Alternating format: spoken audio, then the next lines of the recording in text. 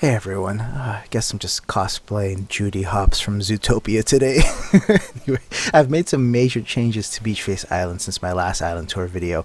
And if you haven't watched that video, Beach Face Island is now rated 5 stars. And since then, there's been a little major update in the game, and they added Leif and Red as vendors that'll pop up here and there. So expect a bunch of shrubs on my island at some point, as well as artwork in the museum. So we're actually going to run into Red during the video and find this shady looking boat, so stay tuned. I'm going to start this week's island tour in the Zen Garden. So this Zen Garden has changed so much on a weekly basis ever since the game first came out on March 20th.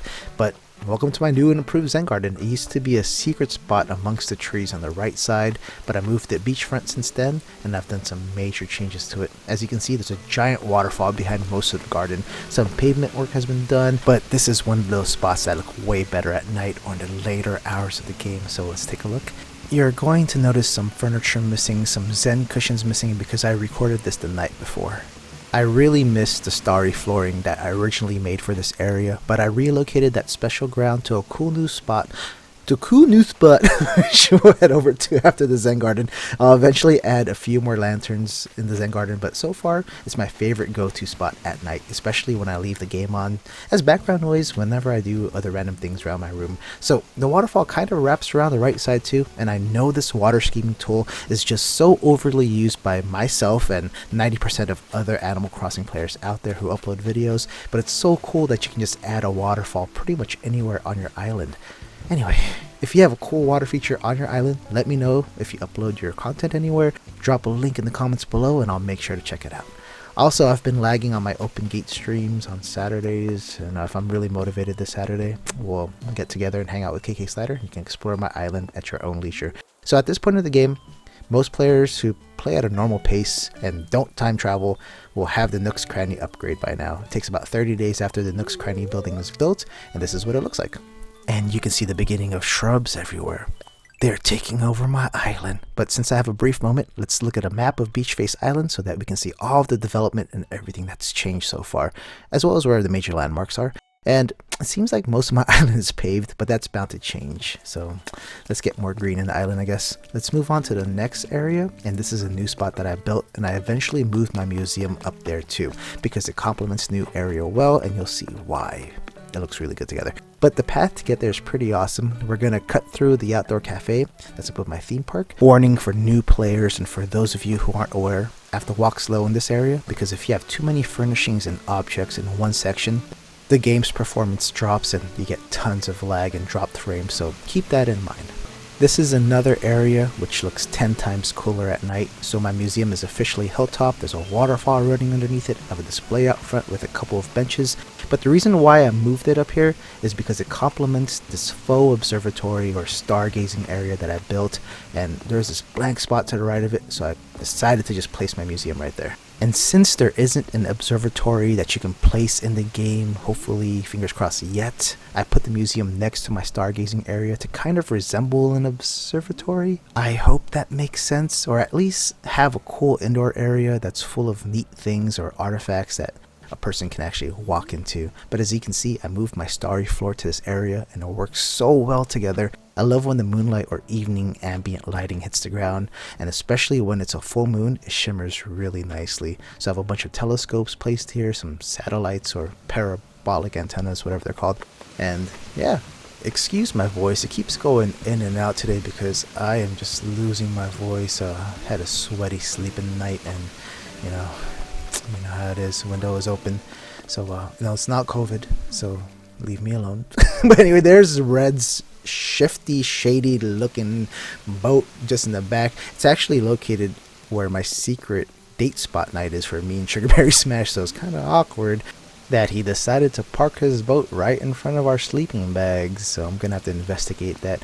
And if you haven't found his boat yet, it's usually located on a weird secluded part of your island. And when you initially meet Red, he's actually just in your town square and he's going to offer you a painting. He's going to give you a ridiculous price. Do not agree to that even if you have nearly 500,000 bells. Just say no and then he'll drop the price right away. Gonna speed this part up just a little bit, but I want to see what happens when we get to the boat. And it says that we can't board on it without asking, but why would you want to board a sketchy boat anyway, right? So the logic in this game is really funny sometimes. And if you're wondering why I have a path going to the back area, that's the reason why. And here's my house. With all these Nook Mile nature things going on till May 4th, the first item that Tom Nook gives you is a hedge fence, or a fence that looks like a hedge. So you're going to see a bunch of that around my island too. And more bushes, as well as 3 lily of the valley flowers. I'm trying to find the other ones, but they grow sporadically, and as soon as you get a 5-star island, they're just going to grow all around your island. So keep a lookout for those flowers and, you know, have a nice little garden of them. I also extended my house just a little bit, added my own personal garden where I put more rare flowers, or flowers that aren't very common on my island, except for those windflowers. I just didn't know where to put them. But as soon as I get more hybrids and more rare flowers, or flowers that aren't native to me, then those windflowers will all go away. And Godzilla's still in the back, so if this is your first time seeing my island tour video, and look, there's a money hole. Sorry, I get a lot of squirrel moments when I'm doing voiceovers and just didn't notice some things here and there while recording. But the monster statue is in the back still. The little tourist area is still set up. And if you want to see that more thoroughly, look at my last island tour video, and I go up there and just mess around for a little bit. The lighthouse is still located in this spot. And this spot hasn't really been changed much since last time. Just a few more pathways paved here and there, but I'm gonna rush through the rest of my island, especially for those people who haven't watched my island tour videos or who may be new to my channel. So this is my outdoor concert venue. I call it the Concert in the Cliffs, or the Concert in the Valley. The exact spot I'm standing in right now was actually where the Zen Garden used to be, and used to be surrounded by so many fruit trees. My main orchard of fruit trees occupied this entire right side of my island, and when you're early in-game, growing fruits that aren't native to your island is an easy way to earn bells. You harvest them, wait for them to grow. You can visit the nooks twice a week or so with a full inventory of foreign fruit, and that would net me usually 100,000 bells a week, and that makes a huge difference early on in the game. So we ran through my outdoor concert area with that cool pathway that's right next to my Zen Garden. Here is my theme park. I'm going to walk slowly here too, because there's a lot of items between here and the cafe above, so I get a lot of lag and a lot of performance issues from the game whenever I run through here. I moved around a few things. The pinball machines over there, added another slide, some more candy machines. Nothing too special from last time, but it's looking more and more like a midway in theme park. And here's the cafe. I just want to show you guys one time that the view of the museum and the observatory area looks really nice from this spot. And then if you switch seats, you can see more of the observatory, but I really love just sitting here. You hear the waterfall, you can hear the faint carnival music in the back sometimes, and it's kind of creepy but cool. And here is this top neglected area where my campsite is. And don't worry about the villager inside the tent, it's just that snooty, ugly sheep Cashmere. She is so snooty. I don't like her. She is on my list of unmentionables. So we're going to pass through a few of my neighborhoods. That's Marshall Carmen Snake's house. Here's Hornsby. He kind of lives alone, so I must find a way to integrate him within one of these zones. And then this is Felicity's house, where I go down Sprinkle and Bones. So I'm working on their houses, kind of individualizing them just a bit, adding some fences, some decorations here and there.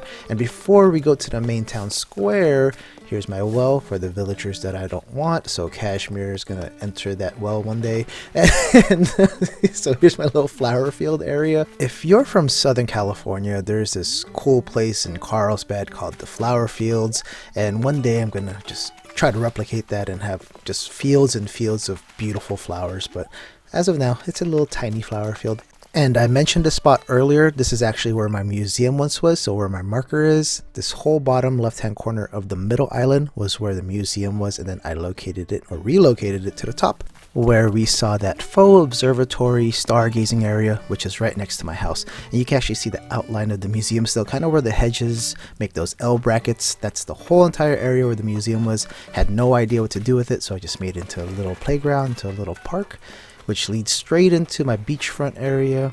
And cool thing is, they actually fixed all of the outdoor tape decks and stereos to play different songs, so that was a much needed fix, because I was tired of hearing Bubblegum KK in every single portion of my island. So now it's a bit more appropriate for mood setting, so my beachfront can have a more beachy sound, my theme park can be more playful, calmer areas can have more calming music, and etc, and etc. Just so glad they fixed that. But here's my main town square area. Added more hedges. You see my shrubs forming. Added more hedges. there's just going to be hedges and shrubs here for days. And that's the bad thing about this sort of game. When something new comes out, everybody, if you play like me, you kind of overuse these things. So over time, I'll find the right balance, and you'll see my island have another massive makeover eventually. And I took out the pond house over here and made a big long runway walkway type of area with a fountain that leads to the new Nook's Cranny. And there is Red. There is that sketch fox. His paintings can be real or fake, but if this is your first time seeing him, like myself, to get the art gallery in the museum, just buy that painting he offers you. Don't be a sucker and pay that 498,000 bell price though. Just decline and it'll go down. After that, donate the painting to Blathers and the art gallery will open the next day in the museum. And here is a fan favorite. Here's Stitches, one of my favorite villagers.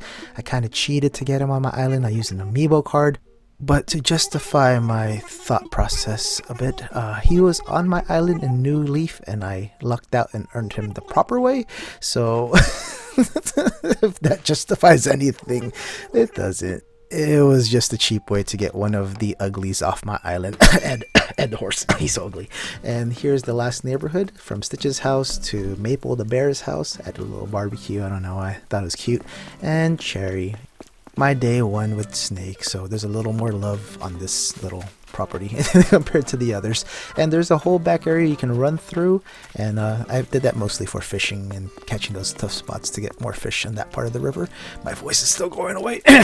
Here's my orchard. I'm going to run through it one more time, and it's going to be full circle. It's going to end up back into my Zen Garden.